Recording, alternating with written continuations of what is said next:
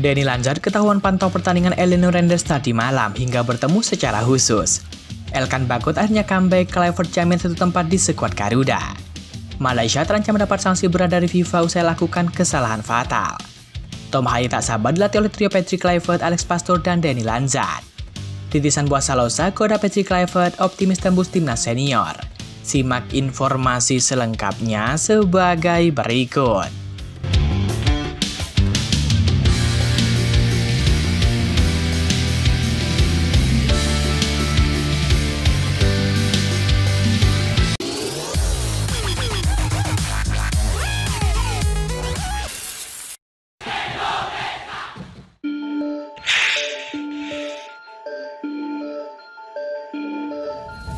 Bek skuad Garuda yakni Elkan Bagot akhirnya kembali bermain bersama klubnya Blackpool FC. Elkan Bagot bermain ketika Blackpool FC menghadapi Bloomfield pada Sabtu 18 Januari 2025. Bek timnas Indonesia itu dimainkan pada menit ke-45+10. Pada laga tersebut, Elkan Bagot menggantikan Pennington, bek tengah yang ditarik di akhir babak pertama. Ini merupakan pertama kali Bagot dimainkan setelah mengalami cedera pergelangan kaki pada Agustus 2024 lalu. Dalam pertandingan tersebut, Blackpool FC bermain imbang 2-2 melawan Bloomfield. Hasil ini tidak banyak memberikan perubahan bagi Blackpool FC. Timnya masih bertengger di peringkat ke-15 dengan 31 poin. Selain itu, ini juga menjadi kabar baik bagi timnas Indonesia yang akan berlaga di kualifikasi Piala Dunia 2026 zona Asia. Dengan kembalinya Elkan Bagot, timnas Indonesia punya banyak pilihan di lini belakang. Selain Elkan Bagot, timnas Indonesia memiliki Zahid Zes, Justin Hubner, Rizky Ridho, Jordi Amat, dan juga Mitch Hilgers. Persaingan bek terbaik di timnas Indonesia akan semakin sengit dan tentunya akan berdampak pada kualitas pertahanan.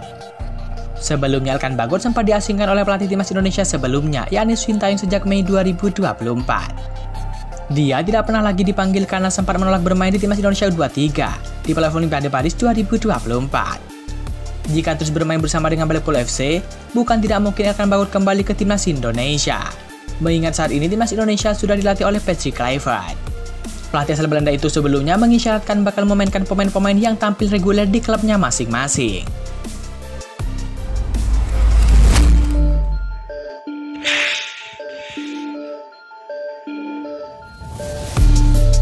Asisten Patrick Kluivert di timnas Indonesia, yakni Danny Lanzard, bergerak cepat dalam memaksimalkan persiapan skuad Garuda. Ia pun bertemu langsung dengan pemain keturunan di Belanda. Danny Lanzard kedapatan menyaksikan langsung pertandingan PSV Zwolle menghadapi PSV Eindhoven. Di akhir laga, Lanzard ternyata sengaja untuk bertemu dengan satu pemain keturunan yakni Eliano Renders. Eliano merupakan pemain berdarah Maluku yang sudah diproses PSSI dan telah menjalani debutnya bersama dengan skuad Garuda pada Oktober 2024. Dalam laga PSV Zwolle menghadapi PSV Eindhoven, Eliano mencatatkan laga ke-100-nya bersama dengan klub tersebut. Dia tampil penuh membantu Zwolle menang 3-1. Meski mulai menjadi andalan di Zwolle, pertarungan Eliano Renders di timnas Indonesia sejauh ini masih tanda tanya.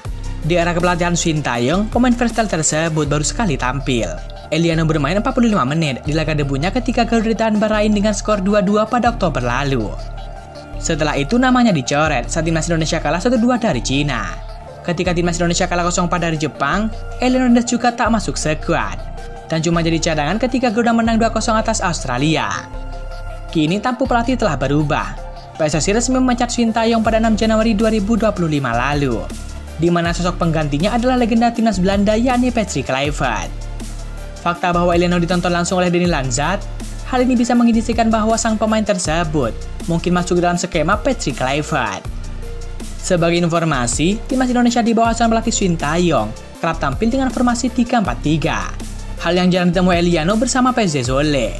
Sementara Patrick Kluivert punya filosofi permainan yang disebut-sebut lebih menyerang. Dia bisa menerapkan formasi 4-3-3 atau 4-2-3-1. Di atas kertas, formasi itu sesuai dengan tipe formasi Zwolle di mana Eliano kerap bermain sebagai bek sayap kanan.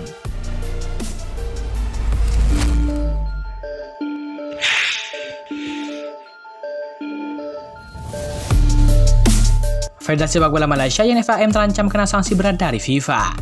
FIFA dapat menjatuhkan hukuman kepada FAM karena pemilu yang tidak jelas. Pemilihan presiden FAM dinilai mengalami banyak kendala, tidak transparan, dan membuat pihak terkait tidak puas. Jika anggota yang terkena dampak selama proses pemilihan memberikan bukti kuat dan melaporkan kepada badan internasional, FIFA dapat memerintahkan penyelidikan independen terhadap Federasi Sepak Bola Malaysia, kata pengacara olahraga Zafri Amiruddin. Seperti diketahui, Wakil Presiden Federasi Sepak Bola Malaysia saat ini, yakni Juhari Ayub, kemungkinan besar akan duduk sebagai Presiden FAM. Sebelumnya, Syed Zayed dan Syed Omar otomatis mundur dan ingin mendukung Ayub. Sepak bola Malaysia sedang memasuki operasi besar. Di sisi lain, timnas Malaysia telah resmi memiliki pelatih kepala baru, yakni juru taktik asal Australia Peter Klamoski. Mantan Presiden FAM Tunku Mahkota Ismail juga mengungkapkan bahwa timnas Malaysia akan menambah 6 hingga 7 pemain keturunan dalam waktu dekat. Jika terwujud, timnas Malaysia bisa memiliki skuad hingga 16 pemain naturalisasi. Selain itu, FAM mendapatkan dukungan dari pemerintah ketika mereka diberikan dana sekitar 19 miliar rupiah. Tujuannya adalah untuk meningkatkan sepak bola dan juga mencapai hasil yang lebih tinggi. Sepak bola Malaysia menunjukkan tekad untuk melakukan transformasi setelah mengalami prestasi yang buruk dalam beberapa tahun terakhir, baik dalam turnamen internasional maupun regional. Namun apabila pemilihan Presiden FAM dilakukan dengan tidak benar, maka itu akan menyebabkan sanksi berat dari FIFA.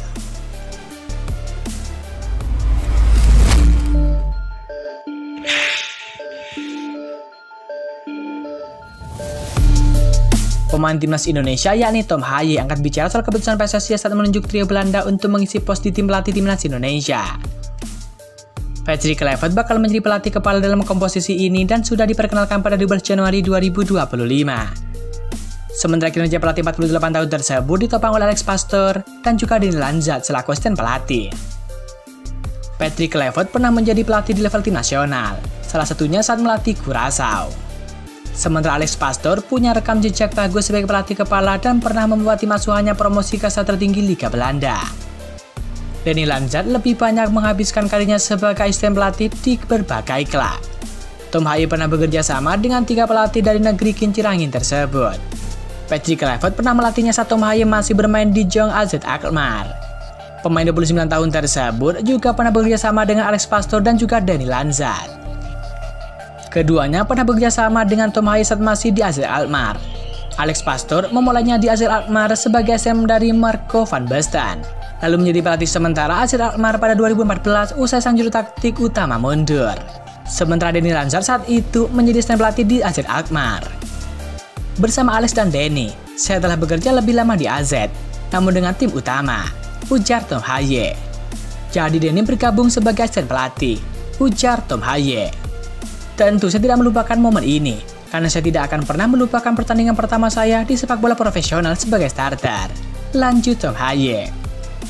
Tom Haye menilai Dani Lanzat sebagai komunikator yang bagus antara pelatih kepada para pemain. Dirinya bisa menjalin hubungan baik dengan semua pemain dan juga staf pelatih di ruang ganti. Karena hal tersebutlah dirinya yakin trio Belanda di staf pelatih timnas Indonesia bisa bekerja bagus.